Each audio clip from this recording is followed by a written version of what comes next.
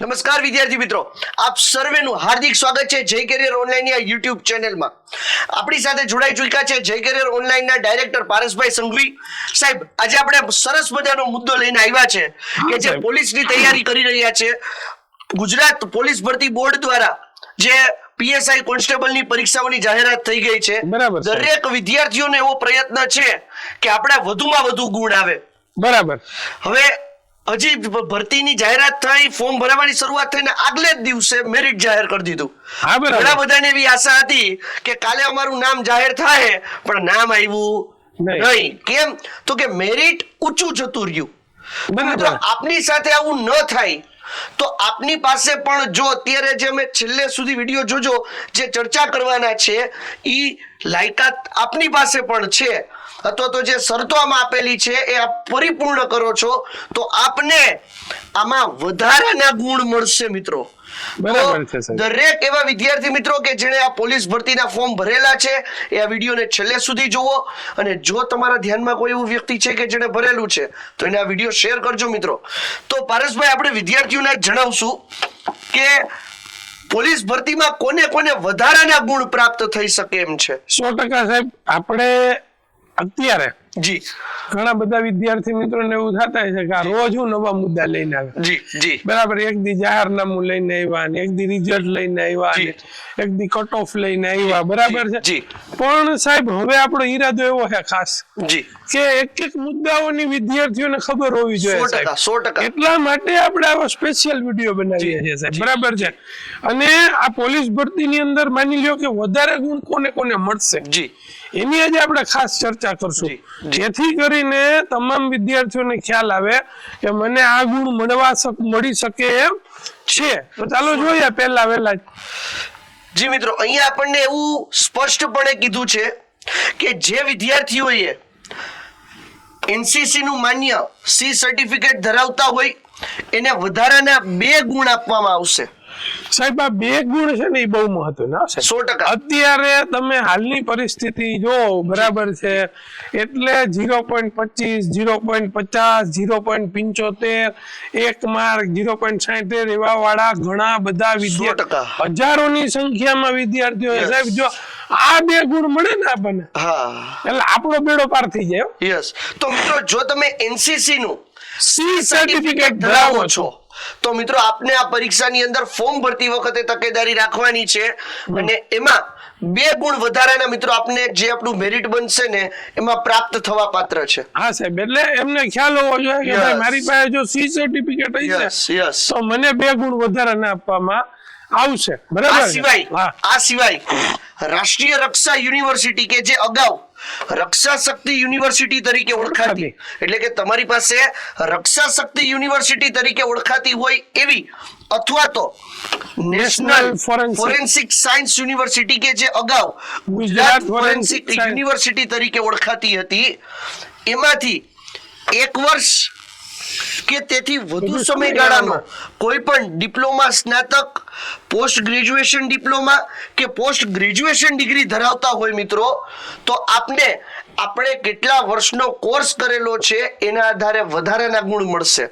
એટલે કે જો 1 વર્ષનો કોર્સ કરેલો છે તો 5 ગુણ મળે, 2 વર્ષનો કોર્સ કરેલો છે તો 9 ગુણ મળે, 3 વર્ષનો કોર્સ કરેલો છે તો 12 ગુણ, અને જો મિત્રો 4 વર્ષ કે તેનાથી વધારે સમયગાળાનો કોર્સ કર્યો છે તો વધારાના 15 ગુણ મળવા પાત્ર છે. મિત્રો, એટલે સાહેબ ખાસ કરીને અહીંયાથી 2 વસ્તુ ઇન્ડિકેટ થાય છે. જી જી. કે જો તમે ધોરણ 11-12 જી માં છો, બરાબર છે, અને તમારો ગોલ જ પોલીસ ભરતીનો છે, બરાબર છે, કે ભાઈ આર્મી ની અંદર જવું, પોલીસ ની અંદર જવું, પણ ફોર્સ માં જવાની તમારી ગણતરી છે, તો તમે રાષ્ટ્રીય રક્ષા યુનિવર્સિટીમાં એડમિશન લેવો તો માત્ર ભણવાથી તમને ડિગ્રી તો મળશે જ. 100%. બરાબર છે. પણ સાથે સાથે અગ્રમતા આપવામાં આવશે ભરતીની અંદર. સાહેબ, હવે આમાં મેં 2 માર્ક ની વાત કરી દીધી, એની હવે 5, 9, 12 ને 15 ની તો વાત જ થાય એમને.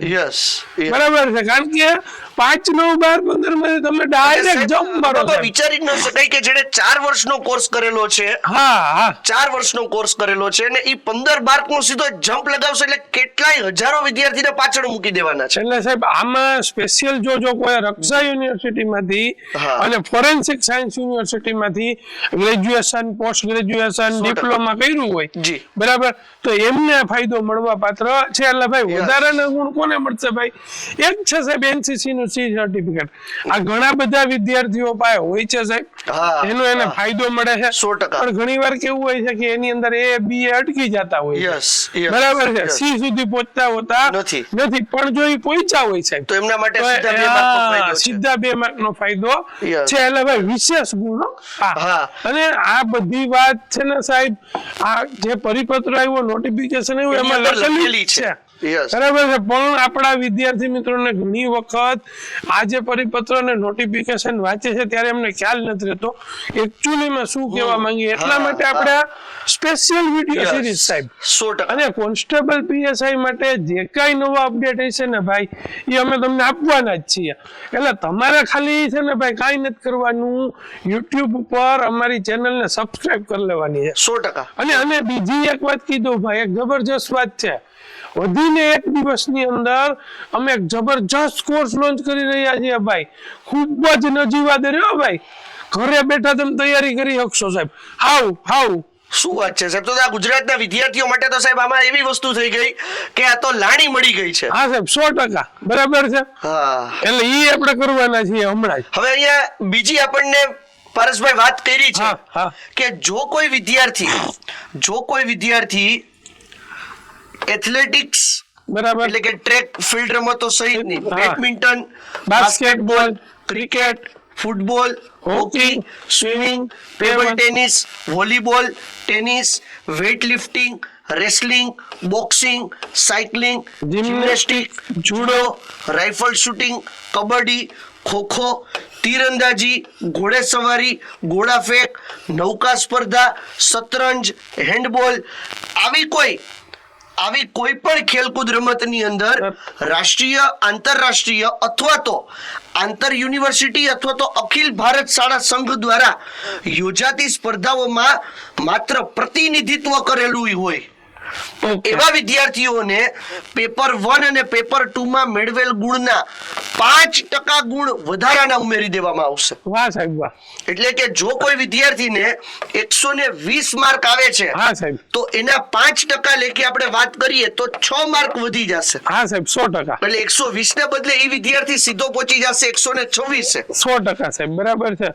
એટલે આની અંદર કેવું છે સાહેબ, આ ભાઈ જોજો, આમાં એક સ્પષ્ટતા કરી છે, રાષ્ટ્રીય, આંતરરાષ્ટ્રીય અને આમાં શું છે ભાઈ, બાકી એવું છે અમે તો ગલીમાં જોરદાર રમીએ, બરાબર છે, અમે તો અહીંયા જિલ્લા કક્ષાએ રમ્યા છીએ, એમ નહીં ભાઈ, બરાબર. તમે ક્યાં રમેલા હોવા જોઈએ ભાઈ?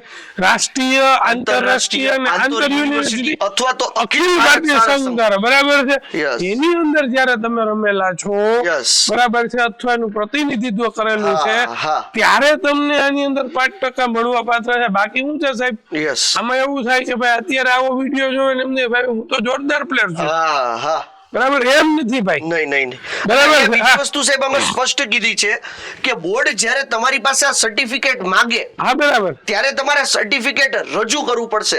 મોઢે બોલેલી વાત નહીં ચાલે સાહેબ, મોઢે બોલેલું ક્યાંય ન હાલે, બરાબર છે, 100%. મોઢે તો બોલવામાં તો કઈ બાકી જ નથી રાખતા સાહેબ. ઈ તો રોજ સવારે ઉઠીને એમ કે હું 6 વાગે જાઉં, એમાં આપણે ગુજરાતીઓ, હું 6 વાગે દોડવા, પછી દોડવાનું અલાર્મ વાગ્યું એમ કે આજે જાઉં, સાંજે 6 વાગે, સાંજે 6 વાગે જાઉં, કેમ નથી હતું. એટલે સાહેબ દોડવાની વાતમાં એવું થાય છે, તો ભાઈ દોડી લેજો, ગમે ત્યારે આવી જાય. સ્પષ્ટ કરી દીધું છે મિત્રો કે ગમે ત્યારે અહીંયા આપણે પરીક્ષા આયોજિત કરી દેશું દોડની. અને ભાઈ પોલીસ ભરતી બોર્ડ ધારે એટલે તાત્કાલિક દોડ ધારે કરી દે, એમની પાસે બધી વસ્તુઓ તૈયાર જ હોય છે. બહુ સમય એને ઓછો જોયા છે આ બધું કામ, તો રાત જોઈ કે પરીક્ષાના ફોર્મ ભરવાની છેલ્લી તારીખ જાય 23 તારીખ, એટલે તરત જ આવશે ભાઈ. 100%. અને જો મિત્રો તમે આ સર્ટિફિકેટ રજૂ નહીં કરી શકો તો ઈ પદ્ધતિની અંદર એવા સમયે આપણે જે વધારાના ગુણ મળવા પાત્ર છે એ મળશે નહીં મિત્રો. અને હા, એવા વિદ્યાર્થીઓ અથવા તો એવા વાલીઓને હું ખાસ આ માધ્યમથી જણાવવા માંગીશ મિત્રો કે જો આપના બાળકને રમત ગમતની અંદર ખેલકૂદમાં રસ છે તો એમને જવા દ્યો. આવી પરીક્ષાઓની અંદર એને 100% ફાયદો રહેવાનો છે. 100% ફાયદો રહે જ છે. 100% ફાયદો દરેક છે. પરીક્ષાઓની અંદર કઈક ને કઈક અલગ અલગ સ્પોર્ટ્સ કોટાનો સ્પેશિયલ ફાયદો રહે છે. પણ 100%. ભાઈ રમશે ગુજરાત, બરાબર, જીતશે ગુજરાત, બરાબર છે. 100% સાહેબ.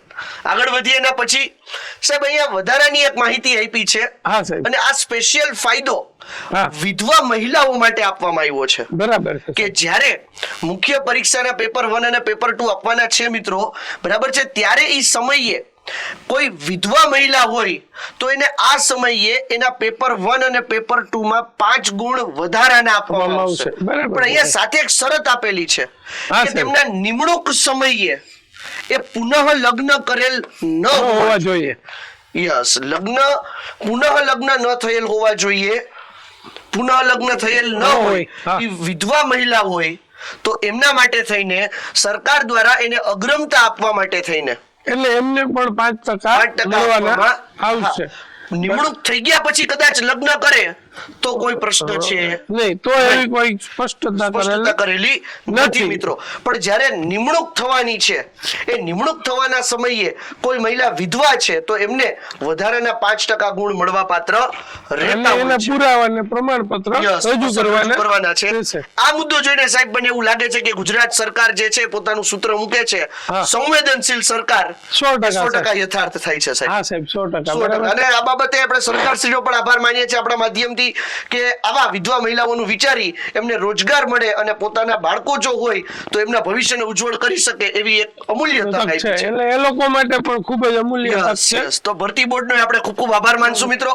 અને આવા બીજા વિડીયો સાથે આપણી સાથે ફરીથી જોડાશું. હું ભાવિન ચોલેરા અને પારસભાઈ સંઘવી સાથે. ત્યાં સુધી રજા આપો. અસ્તુ. જય હિન્દ.